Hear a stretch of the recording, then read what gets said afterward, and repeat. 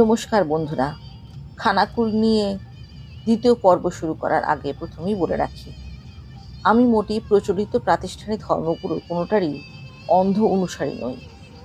তবে জন্মসূত্রে হিন্দু এবং ভারতীয় এ নিয়ে কোনো সংকোচ বা আড়ষ্টতা আমার নেই। সহজাত দেশাত্মবোধ থেকে আমি একটা যাত্রা আরম্ভ করেছিলাম। মূলত এটি প্রাচীন সংস্কৃতির আদি ভৌগোলিক সীমানা বোঝা ও চিহ্নিত করার অভিপ্রায়। শক্তিপীঠগুলো আমার মতে সেই মানচিত্রে হদিশ দেয়, যেখানে দোষে গুণে যেমনই হোক একটা সাধারণ ধর্মবিশ্বাস, একটা সাধারণ সংস্কৃতি বিরাজ করত, যার নাম সনাতন ভারতীয় সংস্কৃতি। কোনো উগ্র জাতীয়তাবাদ নয়, শুধুমাত্র নিজের মাতৃভূমিকে চেনার চেষ্টা। ঠিক করি এ জীবনে যতগুলো সম্ভব শক্তিপীঠ দর্শন করব। কিন্তু ঠিক কি বার্তা দিতে চাই এই পরিভ্রমণ থেকে, কি পেতে চাই, নিজের কাছেও পরিষ্কার ছিল না। কালীঘাটে পুজো দেওয়ার পর এপ্রিলের শেষে গিয়েছিলাম হুগলির খানাকুলে রত্নাবলী মন্দিরে। কিন্তু শক্তিপীঠ নিয়ে মেতে ওঠার বহু আগে থাকতেই ইতিহাস বই পড়ে খানাকুল আমার কাছে পীঠস্থানীয় ছিল। রাজা রামমোহন রায়, ভারতের প্রথম আধুনিক মানুষ, ব্রাহ্ম ধর্মের প্রতিষ্ঠাতা, আধুনিক শিক্ষার আহ্বায়ক, সমাজ সংস্কারক, বহু রূপেই স্মরণীয় তিনি। তবে ভারতীয় সমাজ সংস্কারের যে দুরূহ কাজটি করে গিয়েছেন তিনি, শুধু সেই কারণেই তিনি প্রাতঃস্মরণীয়, চিরস্মরণীয় এবং নিত্যস্মরণীয় হয়ে থাকার কথা। কি আশ্চর্য বৈপরীত্য না! গিয়েছি সতীপীঠে পুজো দিতে, আর উপস্থিত হলাম সতীদাহ রোধ করার যুগনায়কের স্মৃতি মন্দিরে শ্রদ্ধা নিবেদন করতে। প্রখর রোদে গলিপথে যখন পৌঁছলাম, তখন বাস্তুভিটে রক্ষণাবেক্ষণের দায়িত্বে থাকা মহিলাটি কাজ সেরে ফিরছিলেন। আমাদের দেখে দাঁড়িয়ে গেলেন। গলির দুপাশে সে পবিত্র ভিটে, একদিকে মূল বাড়ি আর একদিকে একটি ছোট উদ্যান, তার মধ্যে কতগুলি স্মৃতিসৌধ, একটি লাইব্রেরি রয়েছে। ভাগ্যক্রমে পেয়ে গেলাম রামমোহন রায়ের দৌহিত্র বংশধর শ্রী নিত্যব্রত মুখোপাধ্যায়কে। রামমোহনের ভাগ্নে গুরুদাস মুখোপাধ্যায়ের পুত্র, সরোজ কুমার মুখোপাধ্যায়ের পুত্র নিত্যব্রত বাবু। আসুন তার কথা তার মুখেই শুনি। দেখে এলাম রত্নাবলী মন্দির, যদিও সেখানে ঘণ্টেশ্বর শিব মন্দির বেশি বিখ্যাত। তো সেটা তো খুব পরিচিত তীর্থক্ষেত্র। মা বা বাবা শিব মানুষের বিশ্বাসের জায়গা। তারা কি করবেন না করবেন আমরা কিন্তু জানি না, কিন্তু যিনি সত্যিই করেছেন তার দৌহিত্র বংশকে আমরা সামনেই পেয়েছি। এত কাছাকাছি তার জন্মভিটে এবং মেমোরিয়াল জেনে এখানে না এসে পারলাম না। আমি মনে করি আমার প্রকৃত তীর্থটা কিন্তু এখানেই হয়ে গেল। আপনার দাদা, আপনার নামটা একবার বলুন। আমার নাম নিত্যব্রত মুখোপাধ্যায়। আমি রাজা রামমোহন রায়ের দৌহিত্র বংশধর। রামমোহনের যে ভাগনা ছিলেন গুরুদাস মুখোপাধ্যায়, তাঁর পুত্র সরোজ কুমার মুখোপাধ্যায়, তাঁর পুত্র নিত্যব্রত মুখোপাধ্যায় রামমোহনের বংশধর। আমার বাবা সরোজ মুখোপাধ্যায় কলকাতার ছায়াচিত্র জগতে একজন নামকরা পরিচালক ছিলেন, যিনি উত্তম কুমারকে তাঁর প্রথম বইগুলো উত্তম কুমার ফ্লপ করছিল মার্কেটে। আমার বাবা তাকে ছায়াছবির সুযোগ দিতে তাদের মর্যাদা। ওইখান থেকে উত্তম কুমার উত্থান শুরু হয়। তারপর উত্তম কুমার পিছন ফিরে তাকাতে হয়নি। আর এখানটায় আমরা দাঁড়িয়ে আছি যেখানটায়, এটা রাজা রামমোহন রায়ের নিত্যব্রত বাবুর কাছে জানলাম প্রাঙ্গণে আছে রামমোহন স্মৃতি গ্রন্থাগার। 2001 সালে রামমোহন লাইব্রেরি ফাউন্ডেশন এটি প্রতিষ্ঠা করেছিল। বিকেল 4টে থেকে সন্ধ্যে 7টা পর্যন্ত খোলা থাকে। তবে যুগের হাওয়ায় আর প্রযুক্তির দাপটে পাঠক প্রায় নেই বললেই চলে। এই উদ্যান প্রাঙ্গণে আছে একটি সমাধি স্মারক, যেটি তৈরি হয়েছে ইংল্যান্ডের ব্রিস্টল শহরে রোজাভেল্ট সিমেটারিতে স্থাপিত রামমোহন রায়ের সমাধি স্মারকের আদলে। রায় বংশের সন্তান শ্রী অনুপ কুমার রায় সেই সমাধি থেকে মাটি এনে তারই একটি অবিকল প্রতিলিপি নির্মাণ করান। 2013 সালের আনুষ্ঠানিক উদ্বোধন করেন তৎকালীন পর্যটন মন্ত্রী শ্রী কৃষ্ণেন্দ্র নারায়ণ চৌধুরী, ছিলেন কর্নেল সব্যসাচী বাগচি এবং অবশ্যই রায় বংশ, রামমোহন রায় দৌহিত্র বংশের গর্বিত বংশধররা। মূলত অনুপ রায়ের অর্থানুকূল্যে হলেও অন্যদেরও অবদান ছিল। তাদের সবার নাম এই ফলকে লেখা রয়েছে। আমি নিত্যব্রত বাবুকে বললাম, আমার মনে হয় ভারতের প্রতিটি শিক্ষায়তনে রামমোহন রায় ও ঈশ্বরচন্দ্র বিদ্যাসাগরের মূর্তি বা ছবি বা যে কোনো প্রতিকৃতি রাখা উচিত। মূর্তি পুজোর জন্য নয়, তাদের নিত্য স্মরণ করতে। যে অবদান তারা সামাজিক ও শিক্ষাক্ষেত্রে রেখে গেছেন তা ভুলে যাওয়া পাপ। যেমন আমরা বাগদেবীর আরাধনা করি, এই ততখানি নিষ্ঠা ও ভক্তি নিয়ে এই দুই একেশ্বরবাদী ও নিরীশ্বরবাদী মহাপুরুষদের অবদান স্মরণ করা উচিত। না হলে আমাদের আধুনিকতা, সভ্যতা, প্রগতি ও মনুষ্যত্বের ভিত্তিটাই নড়ে যাবে। জোরালো সমর্থন করলেন নিত্যব্রত বাবু। তিনি জানান, বুদ্ধিজীবীদের পক্ষ থেকে তিনিও মনীষীদের জীবনী স্কুলে পাঠ্য করার প্রস্তাব দিয়েছেন। নিজের উৎসাহে একটি স্বরচিত কবিতা শোনালেন। তাতে আমার জানা ছিল না রামমোহন রায় গঙ্গাসাগর সন্তান বিসর্জনের বিরুদ্ধেও কাজ করেছিলেন। সেই কুপ্রথারদের উল্লেখ করেছে। কবিতাটির নাম মানবতার পূজারী রামমোহন। হে মানবতার পূজারী রামমোহন, পৃথিবীর মুক্তিকামী মানুষের প্রতিভ তুমি। রামমোহন রামমোহন জন্ম নিলেই রাধানগরে, তৎকালীন ভারতাত্মার অজ্ঞানতার বেড়াজাল ভেদি সৃজিলে নতুন দিশা। হে মহামানব, তোমার এই করি পূজা। কারণ শোনা যাচ্ছে মেকলের শিক্ষানীতি নিয়ে অনেক রকম বলা হচ্ছে, সেটা আসলে কি ক্লার্ক তৈরি করার জন্য তৈরি হয়েছে।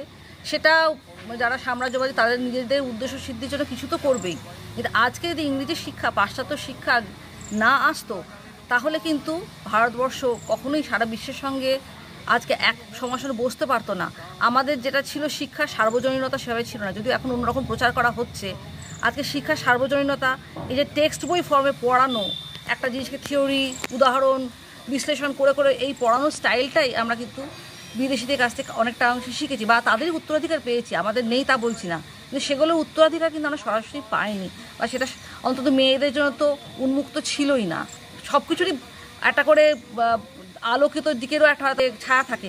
ইংরেজি ছোটোবেলা পড়তে খুব কষ্ট হতো, তখন একটু রাগ হতো যে কেন আনতে গেলেন ভাষাটা, সেটা কষ্টের জন্য। উনি যা করে গেছেন ইংরেজি ও পাশ্চাত্য শিক্ষা, জ্ঞান বিজ্ঞানের চর্চার যে প্রয়োজনীয়তা উপলব্ধি করে সেগুলোকে সিলেবাসে আনা, সেটার জন্য আমি অন্তত কৃতজ্ঞ, এবং আমার মনে হয় আরও অনেকেই কৃতজ্ঞ যারা আজকে এত সমস্ত আধুনিক জীবনযাপন করছি, তারা আজকে অন্তত এই নিয়ে প্রশ্নটা না তুলি। এই স্থানে এসেছিলেন পাদ্রী জেমস লং, রামমোহনের একজন অনুরাগী। 1869 সালে খানাকুল অঞ্চলে খোঁজ করতে করতে পৌঁছে যান রাধানগর গ্রামে রামমোহনের পৈতৃক বাড়িতে। বাড়ির বয়স্ক মানুষজনদের সঙ্গে নিয়ে বাড়ির সামনে এই স্থানটি চিহ্নিত করেন। এখানে রয়েছে রাজা রামমোহন রায়ের আরেকটি স্মৃতি ফলক। 22শে মে 1885 সালে রামমোহনের জন্মদিনে তার খানিকটা সংস্কার করা হয়। এটাই রামমোহনের পিতা রামকান্ত রায়ের বাড়ি, মানে এই যে জায়গাটা দেখছেন আর ওই যে বাড়িটাও দেখছেন। আদি বাড়িটি নষ্ট হয়ে যাওয়াতে কমিটি এটি পুনর্নির্মাণ করেছে। তাতে রবীন্দ্রনাথের উপস্থিতিও ছিল। এর গড়নে মন্দির, মসজিদ, গির্জা তিনটি স্থাপত্য রীতি নিদর্শন আছে। তবে মন্দিরটি খুবই ছোট, গির্জার নির্মীয়মান এখনো, মূল কাঠামো কিন্তু মসজিদ। সেখানে মুসলিমদের নামাজ পড়া আমন্ত্রণ জানিয়েছেন বর্তমান উত্তরাধিকারী বা রক্ষণাবেক্ষক শ্রী নিত্যব্রত বাবু।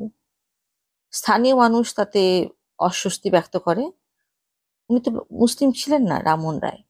আমিও বলে ফেললাম, উনি কোরআন পাঠ করেছিলেন ও একেশ্বরবাদী ছিলেন বলি ইসলাম গ্রহণ করেছেন তা তো নয়। উনি আমাদের হিন্দু সমাজের ত্রাতা। ব্রাহ্ম ধর্ম প্রবর্তন করেছিলেন হিন্দু দর্শন উপনিষদের ভিত্তিতেই। হিন্দু সমাজে এত বড় সম্পদ, এত বড় গর্বের ব্যক্তিত্বকে তার শিকড় থেকে দূরে সরিয়ে না দেওয়াটাই ভালো।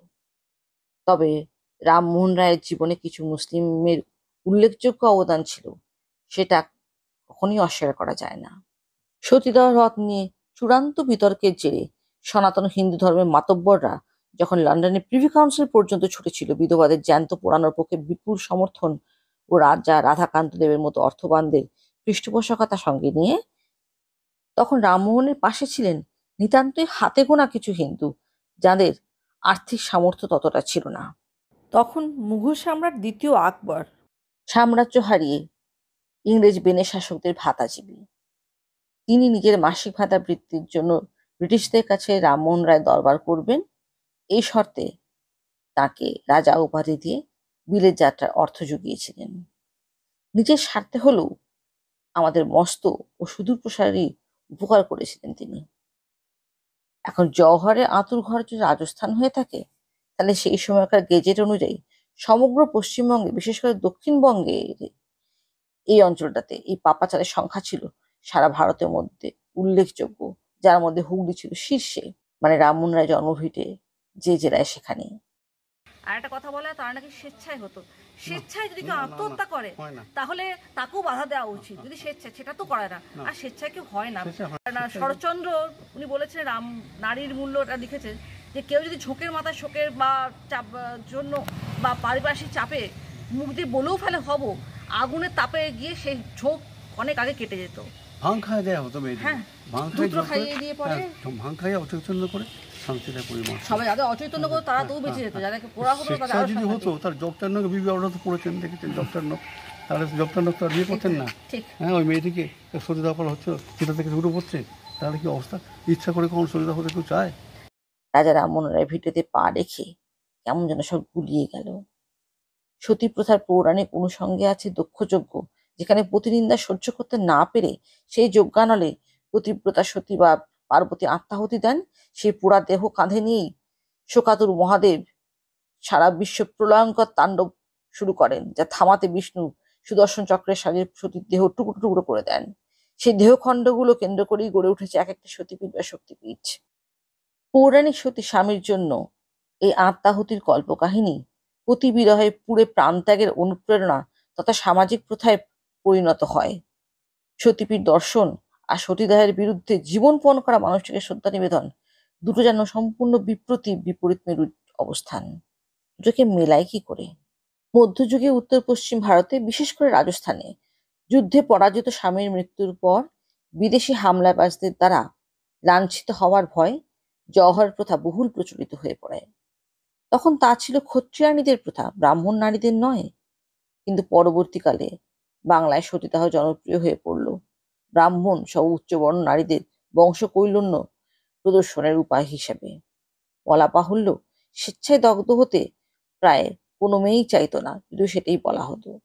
তাদের আত্মহত্যার প্ররোচনায় দিয়ে যদি কাজ না হতো, তাহলে ধরে বেঁধে হত্যাই করা হতো, যার বিরুদ্ধে নিজের জীবনকে তুচ্ছ করে ছাপিয়েছিলেন এই মানুষটা।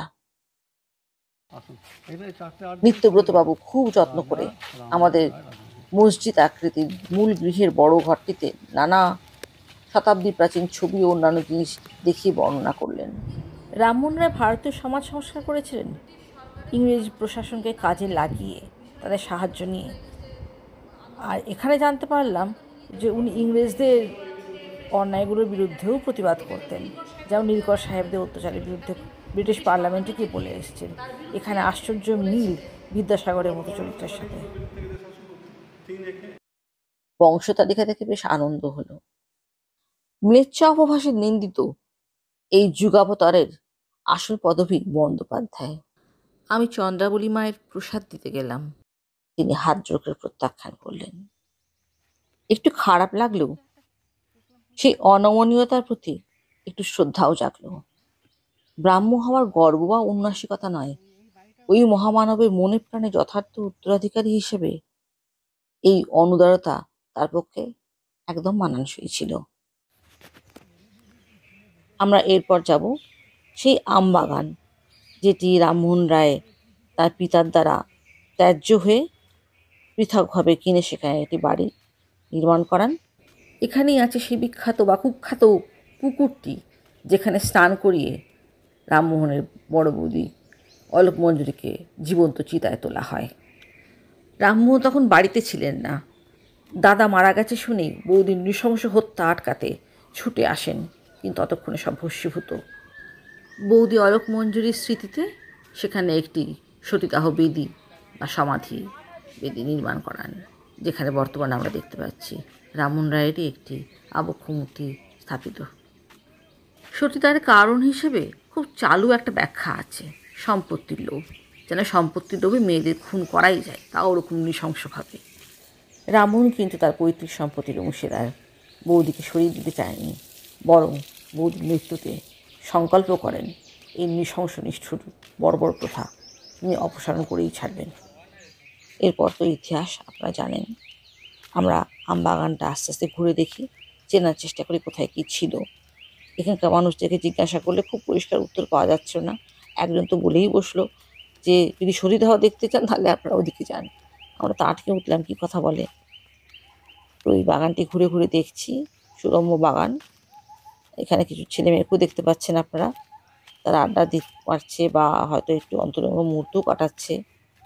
তার একে কাউকে জিজ্ঞেস করে এই জায়গাটির তাৎপর্য জানতে পারা গেল না, যে ওই মানসিকতা নিয়ে ইতিহাসকে বুঝতে জানতে, মানুষটার প্রতি কৃতজ্ঞতা জানাতে, এসবের জন্য তারা এখানে আসেনি।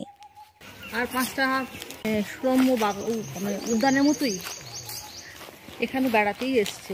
এখানটা তাৎপর্য সেরকমভাবে বাইরের অল্প ছেলেমেয়েরা বেশি জানে বলে মনে হয় না। প্রথমত খুঁজেই পাচ্ছে না বেদি কোনটা, সবকটা বেদিকেই দেখে মনে হয় বুঝি এইটা বুঝি এইটা। আবার দেখলাম ব্রাহ্ম উপাসনার বেদিও রয়েছে একটি, তাতে লেখা হিন্দু দর্শন উপনিষদের মন্ত্র ওম তৎসৎ ওম একামা দ্বিতীয়ম। তো যাই হোক, সেই দেখুন আমরা এখন এই পুকুরটির সামনে এসে দাঁড়িয়েছি। এই সেই পুকুর ঘাট যেখানে সতী করানোর আগে মেয়েদেরকে স্নান করানো হতো। যারা ছিল তাদেরকে আছেন এখানে দেখতে পাচ্ছেন ছবিতে। জিজ্ঞাসা করে বিশেষ কোনো উপকার পেলাম না, অবাক হয়ে তাকিয়ে রইল। মনে হলো এরকম প্রশ্নের সম্মুখীন তারা প্রথমবার হলো। তবে বাগানের মূল ফটকের সামনে বসে থাকা যিনি কেয়ারটেকার, তার কাছ থেকে আমরা বেশ কিছু তথ্য জানতে পারি। কিছু কথা আমরা ইতিমধ্যেই শুনে এসেছি।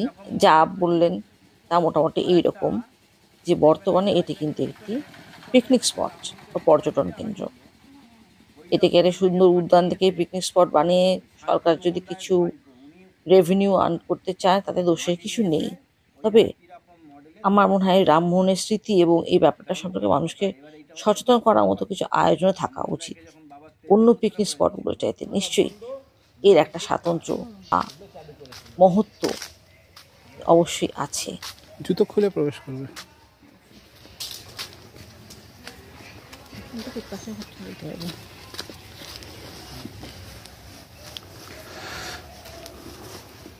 এই সেই বেদি যা নির্মিত হয়েছিল, রাজা রামমোহনরা নির্মাণ করিয়েছিলেন তার বড় বৌদি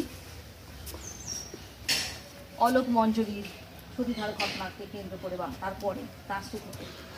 আর এখান থেকেই সংকল্প করেন সতীদাহ তিনি উচ্ছেদ করবেন, যার জন্য ব্রিটিশ পার্লামেন্ট পর্যন্ত দৌড়েছিলেন।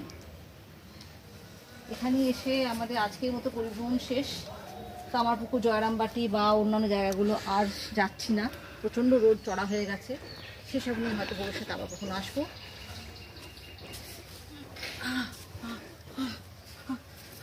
কি সাংঘাতিক গরম রে বাপরে! ওগো, সতীদাহের মোটামুটি ফিলিংটা দিয়ে দিচ্ছে আমাদেরকে, যা গরম বাপরে। তাহলে ভেবে দেখো ওদের কি অবস্থা হতো। নিচে প্রচন্ড উত্তপ্ত গরম, পা রাখা যাচ্ছে না। মজা করে বললাম সতীদাহের খানিকটা অনুভূতি হয়ে গেল। এই নিয়ে রসিকতা করা যায় না, শুধু অনুভব করা যায় কি প্রচন্ড কষ্ট হতো, বা এখনো যাদের জীবন্ত দগ্ধ হতে হয় কষ্ট হয়। রামমোহনের ভিটে থেকে এই উদ্যান বাটিতে একটু ঘোড়ারও পেঁচালো অলিগলির মধ্যে দিয়ে রাস্তা, হয়তো আমরা চিনি না বলি একটু বেগ পেতে হয়েছিল, মাঝে খেয়েও নিলাম। সতীদাহ উদ্যান বাটি দেখার পর আমরা ফিরেই আসছিলাম, কিন্তু এখানে কাছাকাছি একটি রাধা মাধবের মন্দির আছে, সবাই বলে গুপ্ত বৃন্দাবন। স্থানীয় যাদের কাছেই পথ নির্দেশ জিজ্ঞাসা করেছি, তারা এমনকি এই রামমোহন উদ্যান বাটির রক্ষণাবেক্ষণকারী এরা কেউই আমাদের সেই মন্দির দর্শন না করিয়ে ছাড়বেন না। বললেন এত দূর এসছেন, রাধা বিনোদিনী মন্দিরটা দেখবেন না? দুপুরে খাওয়ার সময় হয়ে গেছিল, সুতরাং দুপুরবেলাটা সেখানেই গেলাম। আমি ভদ্রলোকে চন্দ্রাবলী মায়ের প্রসাদ দিতে উনি কিন্তু ভক্তিভরে গ্রহণ করলেন। আমি যেন আমার যাত্রার উদ্দেশ্য খুঁজে পেলাম, এই শক্তি বা সতীর একটা ভিন্ন তাৎপর্য পেলাম। সতীদাহের প্রসঙ্গে দক্ষদুহিতা পৌরাণিক সতীর প্রতিনিন্দা সহ্য করতে না পেরে যজ্ঞানলে প্রাণ দেওয়ার প্রসঙ্গ চলে আসে। হতে পারে মেয়েদের মগজধোলাই করতেই এই ধরনের কাহিনীর অবতারণা, কিংবা ঠিক এর উল্টোটা, সেই কাহিনীর বিকৃত ব্যাখ্যা করে ভারতীয় পিতৃতন্ত্র মেয়েদের জন্য বাধ্যতামূলক আত্মহত্যার বা নারী হত্যার আয়োজন করে রেখেছে পুরুষদের সাথে। বিশ্বাসীদের একটু তলিয়ে ভাবতে বলবো, স্ত্রীর আগুনে পুড়ে আত্মহত্যা স্বয়ং মহাদেবও কি মেনে নিতে পেরেছিলেন?